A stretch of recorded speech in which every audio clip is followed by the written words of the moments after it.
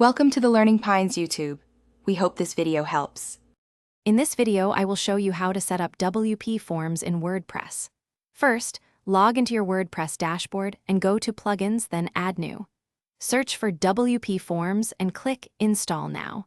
Once installed, make sure to activate the plugin. This essential first step ensures you have the core functionality ready to build powerful forms for your website. It's a straightforward process that takes just a few moments.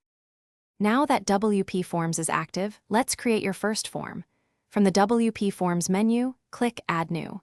You'll see various pre-built templates like a simple contact form, or you can start with a blank canvas. Select a template that fits your needs or choose Blank Form.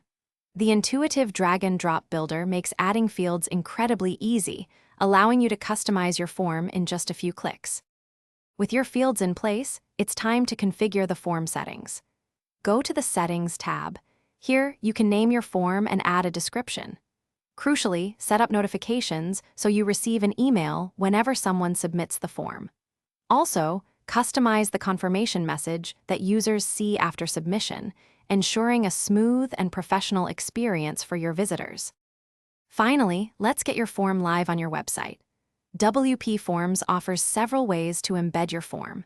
You can use the dedicated WPForms block in the WordPress editor, insert a shortcode into any page or post, or add it to a sidebar using a widget.